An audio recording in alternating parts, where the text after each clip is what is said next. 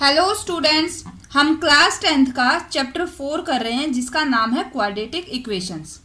आज हमारी जो ये वीडियो है इसमें हम इसकी एक्सरसाइज 4.2 स्टार्ट करेंगे और इसका हम फर्स्ट क्वेश्चन कंप्लीट कर लेंगे। जो हमारी लास्ट वीडियो थी उसमें हमने इस एक्सरसाइज का इंट्रोडक्शन पार्ट कंप्लीट कर लिया था। तो अगर किसी ने वो वीडियो नहीं देखी है तो मैं यहाँ ऊपर आई बटन पर प्रीवियस वीडियो का लिंक डाल दूंगी, आप चाहें तो वहाँ से चेकआउट कर सकते हैं। वो इंट्रोडक्शन पार्ट देखे बिना आपको एक्सरसाइज 4.2 अच्छे से समझ में नहीं आएगी, तो प्लीज़ आप चाहें तो एक बार वो वीडियो देख सकते हैं। तो चलिए स्टार्ट करते हैं फर्स्ट क्वेश्चन का फर्स्ट पार्ट। इसकी स्टेटमेंट देखते हैं। ये हमारे पास फर्स्ट क्वेश्चन है एक्सरसाइज 4.2 का। Find the roots of the following quadratic equations by factorisation. हमें यहाँ पर हमारे पास क्वाड्रेटिक इक्वेशंस गिवन है, इनके हमें रूट्स फाइंड आउट करने हैं बाय फैक्टराइजेशन। और इसीलिए मैं आपको बोल रही थी, जब हमने एक्सरसाइज 4.2 का इंट्रोडक्शन पार्ट किया था उसमें हमने फैक्टराइजेशन मेथड को काफ़ी अच्छे से समझा था, तो अभी यहाँ हम वही अप्लाई करेंगे। चलिए इसका फर्स्ट पार्ट स्टार्ट करते हैं। ये हमारे पास एक क्वाड्रेटिक इक्वेशन गिवन है, x square minus 3x minus 10 is equal to 0। हमें इसके रूट्स फाइंड आउट करने हैं। इट मीन्स ये जो इक्वेशन है इसके सॉल्यूशंस निकालने हैं। सॉल्यूशंस x की वो वैल्यू जो इस इक्वेशन को सेटिस्फाई करे, यानी कि x की ऐसी वैल्यू जब हम इस इक्वेशन में पुट करेंगे तो हमारे पास लेफ्ट हैंड साइड और राइट हैंड साइड दोनों इक्वल आ जाएंगी। अब इसको हमने फैक्टराइजेशन मेथड से करना है। इट मीन्स जो इक्वेशन गिवन है इसके हमें फैक्टर्स बनाने हैं। अब वो हम कैसे करेंगे, हम यहाँ मेथड यूज करते हैं splitting the middle term method. ठीक है, यानी कि इस मेथड में हमें मिडल टर्म को स्प्लिट करना है। एक क्वेश्चन को मैं आपको फिर से अच्छे से डिटेल में समझाती हूँ ताकि आपको कोई भी कंफ्यूजन ना रहे। अभी देखो, जो हमारे पास फर्स्ट टर्म है और जो लास्ट टर्म होती है, इन दोनों की मल्टीप्लाई करके देखेंगे कि क्या रिजल्ट आएगा। हमारे पास है एक्स स्क्वेयर और इनटू में माइनस का 10, तो इन दोनों की मल्टीप्लीकेशन क्या आ रही है, माइनस 10x स्क्वेयर। ठीक है, आपको अपनी कॉपी में ऐसे नहीं बताना है, मीन्स आपको एग्जाम में प्रॉपर ऐसे नहीं लिखना है। ये मैं आपको समझाने के लिए बता रही हूँ ताकि आपको कोई भी कंफ्यूजन ना रहे। एक क्वेश्चन आपको अच्छे से समझ में आ जाए, फिर आगे आप उसको डायरेक्ट भी कर सकते हैं।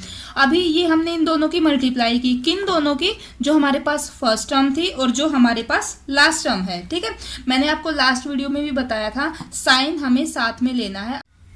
अभी एक्स स्क्वेयर के साथ हमारे पास पॉजिटिव साइन था और 10 के साथ नेगेटिव था, तो दोनों की मल्टीप्लिकेशन आ गई माइनस 10x स्क्वेयर।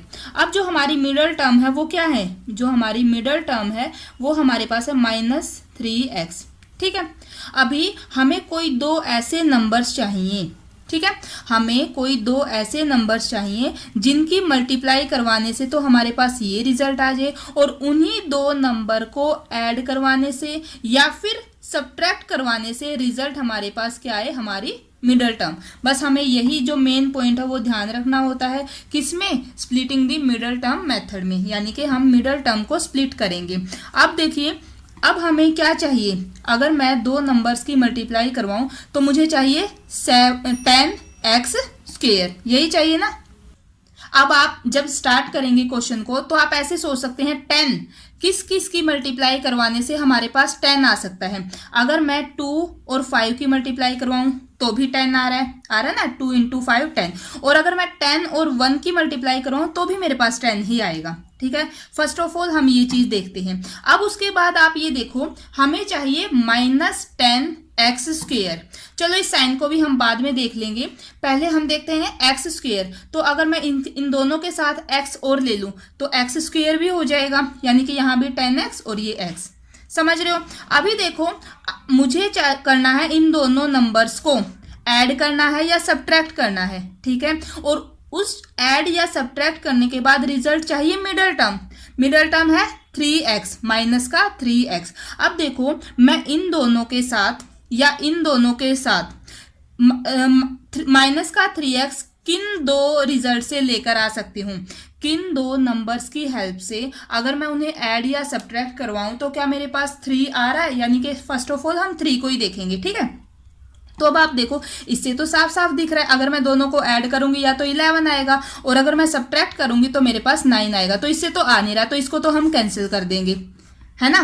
अभी आप इन दोनों को देखो, अगर मैं इन दोनों को ऐड करवाऊं तो 7 आएगा, लेकिन अगर हम इन दोनों को सब्ट्रैक्ट करवा देंगे तो हमारे पास 3x आ रहा है, ठीक है। यानी कि अगर मैं 5x में से 2x को माइनस कर दूं तो मेरे पास क्या आ रहा है, 3x आ रहा है। लेकिन हमें चाहिए क्या, माइनस का 3x चाहिए, तो मैं इसको तो माइनस का कर देती हूँ और इसको प्लस का कर देते हैं हम, है ना। तो हमारे पास रिजल्ट आ जाएगा माइनस का 3x। अब आप मल्टीप्लीकेशन वाला रूल और चेक कर सकते हो, क्या माइनस का 5x और प्लस का 2x दोनों की मल्टीप्लाई हमारे पास माइनस 10x स्क्वायर आ रहा है, यस आ रहा है। और दोनों को अगर हम ऐड या सब्ट्रैक्ट करवा रहे हैं तो रिजल्ट आ रहा है माइनस का 3x। तो वो जो दो नंबर थे जिनको हम फाइंड आउट कर रहे थे, वो दो नंबर आ गए हमारे पास। एक तो आ गया है माइनस का 5x और सेकंड नंबर आ गया है प्लस का 2x, ये वो दो नंबर्स हैं। अब आप देखो, मैंने इस क्वेश्चन को आपको कितने डिटेल में बताया है, शायद ही कोई इतना डिटेल में इसको बताएगा, क्योंकि ये बहुत ही आसान मेथड है और आप छोटी क्लासेस से इनको सीखते हुए आते हैं। लेकिन फिर भी जैसा कि हम स्टार्टिंग से देखते आए हैं कि क्लास में हर एक बच्चे का लेवल सेम नहीं होता है। हो सकता है किसी बच्चे को ये मेथड प्रॉपर वे में अच्छे से आता हो या उसने अभी तक सोल्व भी कर लिया हो, लेकिन कुछ बच्चे ऐसे भी होते हैं जिनको इस मेथड में भी हो सकता है कोई ना कोई डाउट हो। तो हमने हर एक बच्चे को ध्यान में रखते हुए इस मेथड को बहुत ही डिटेल में समझ लिया है। आई होप अब आपको इसमें कोई भी कंफ्यूजन नहीं होगा। तो अभी देखो, हमारे पास स्टेटमेंट थी फर्स्ट पार्ट की, x square minus 3x minus का 10 इज इक्वल टू 0, ठीक है। अभी हमें क्या करना होता है, जो फर्स्ट टर्म है और जो लास्ट टर्म है वो एज इट इज लिखनी है, उनको बिल्कुल नहीं छेड़ना है, वो ऐसे ही लिखेंगे।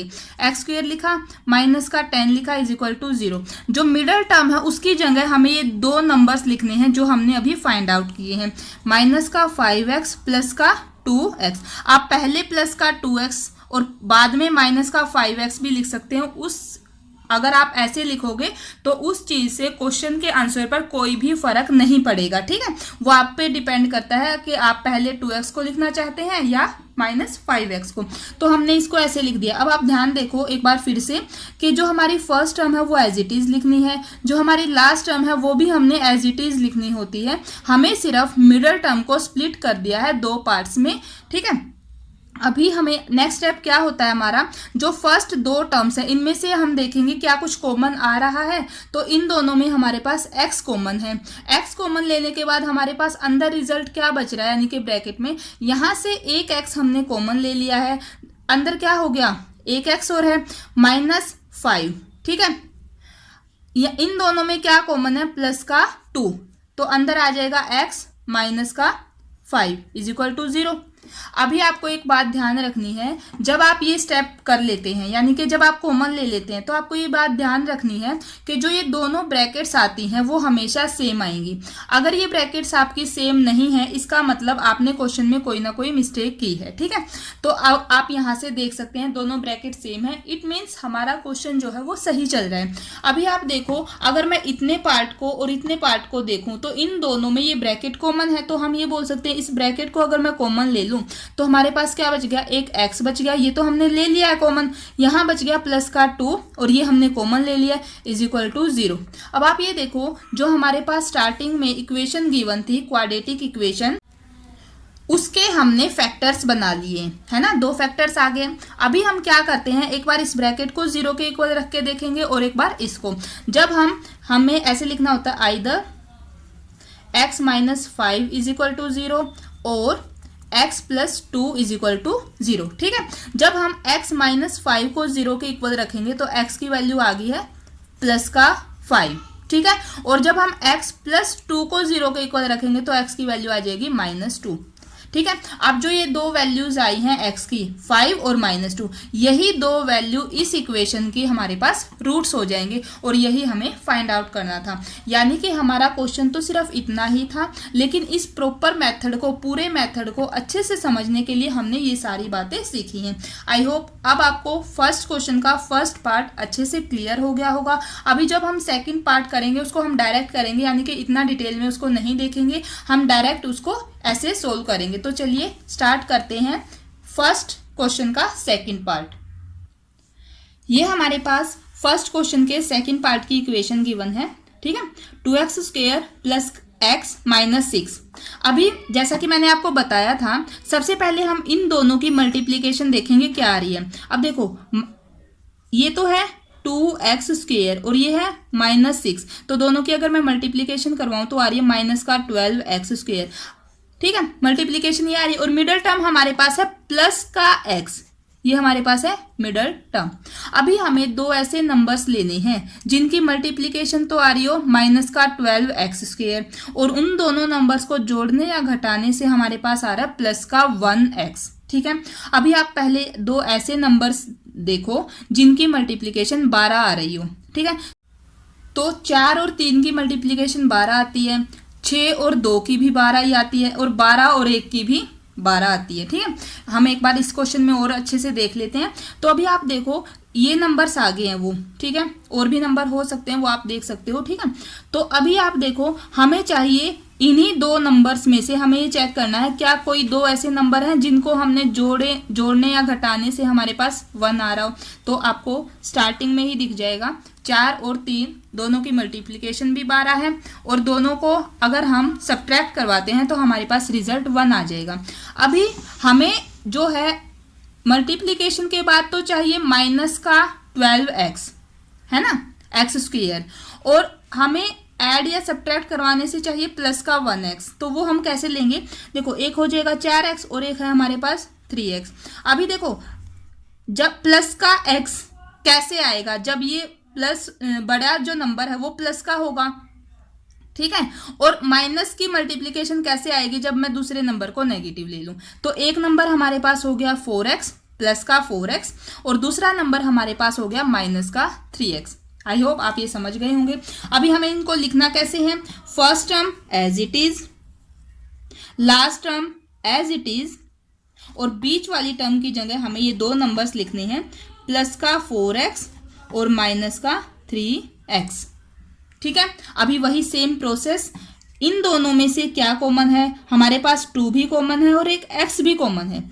अंदर क्या बचेगा, x प्लस का 2, ठीक है। इन दोनों में क्या कॉमन है, माइनस का 3 कॉमन है ना। तो अंदर क्या बचेगा x, अब माइनस हम कॉमन ले चुके हैं तो अंदर बच गया प्लस का 2 इज इक्वल टू 0, ठीक है। ये सब आप रफ कॉपी में करके देख सकते हो, ओके। तो अभी आप देखो दोनों ब्रैकेट्स हमारी सेम है, इट मीन्स हमारा जो क्वेश्चन है वो सही चल रहा है। अभी जो ये दोनों में ब्रैकेट आई है वो हम एक बार लिखेंगे, यानी कि हम कॉमन लेंगे। यहाँ हमारे पास बच गया 2x और यहाँ हमारे पास माइनस का 3 इज इक्वल टू 0। अब हमें एक बार इस ब्रैकेट को 0 रखना है और एक बार सेकंड ब्रैकेट को।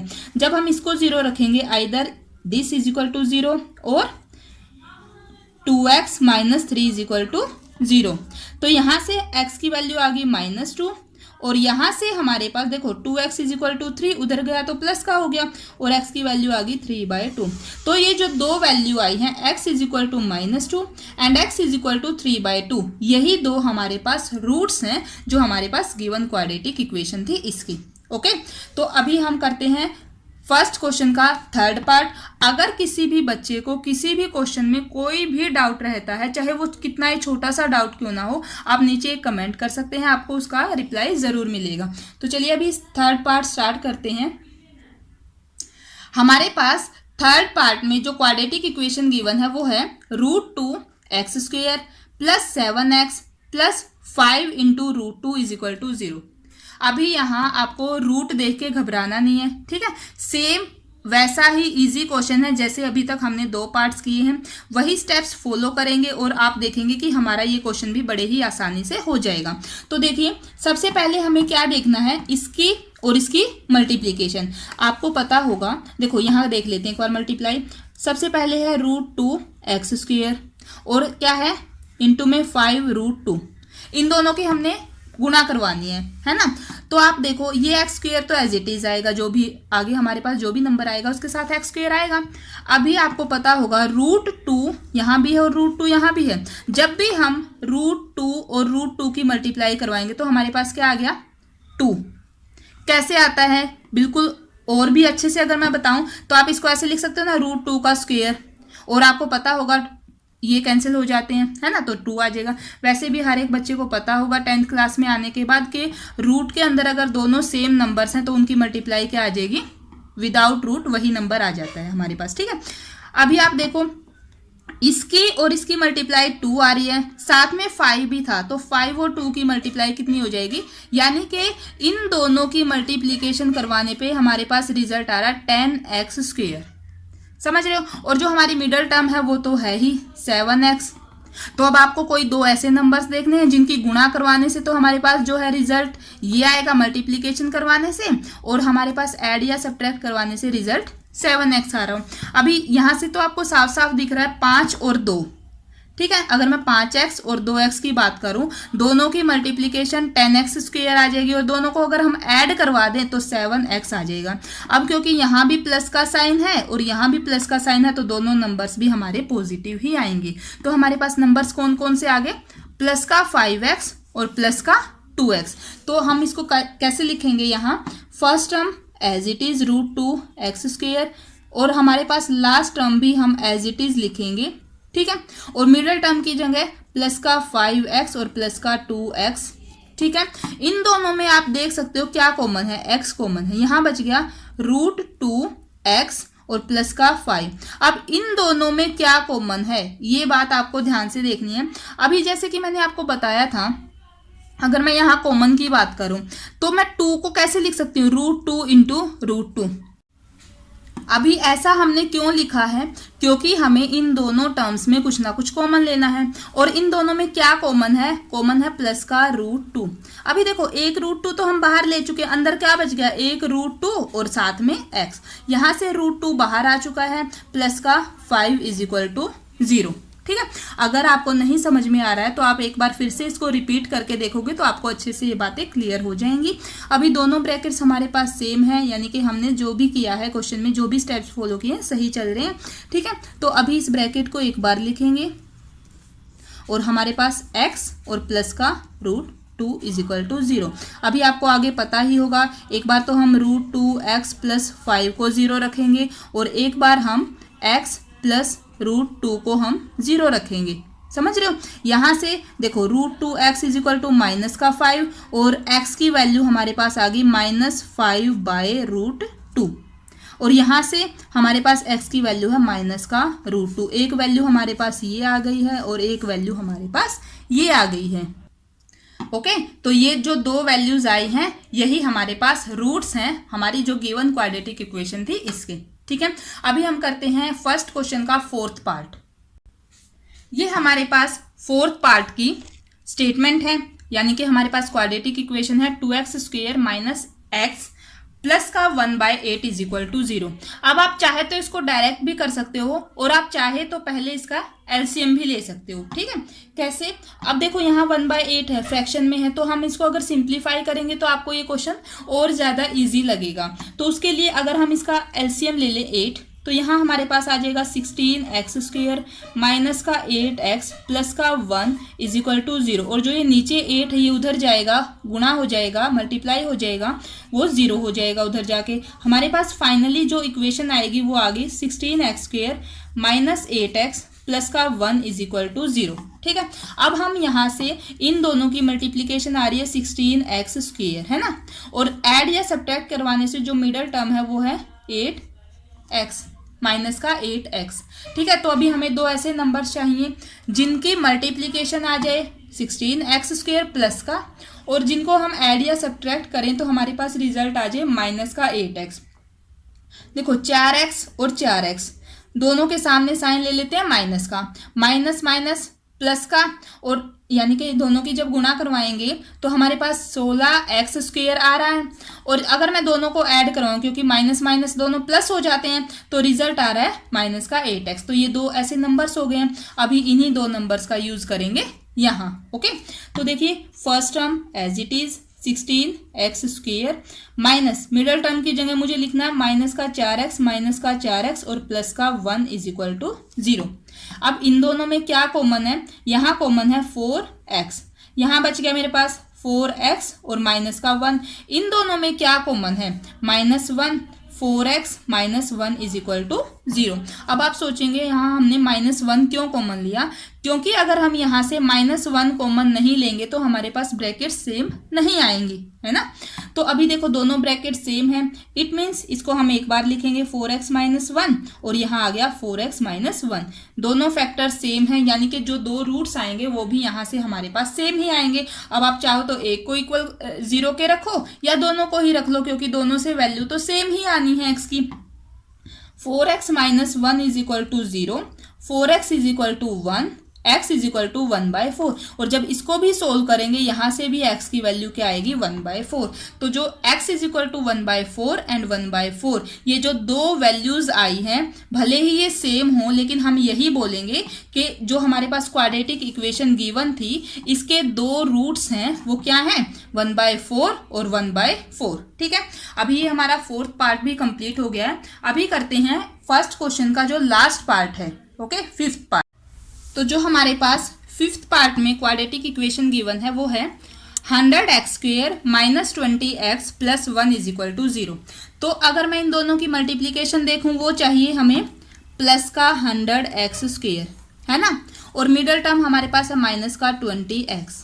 यही है, सेम इसी की तरह है ये क्वेश्चन भी, है ना। तो कौन से दो ऐसे नंबर्स है जिनकी गुणा करने से 100 आ रहा हो, है ना। तो 10x और 10x दोनों की मल्टीप्लिकेशन कितनी आएगी 100x², और दोनों को ऐड करवा दूं तो 20x आ जाएगा। लेकिन हमें क्या चाहिए माइनस का, तो दोनों के सामने माइनस का साइन ले लेंगे। ठीक है, सेम ऐसा ही जैसे हमने ये लास्ट क्वेश्चन किया है।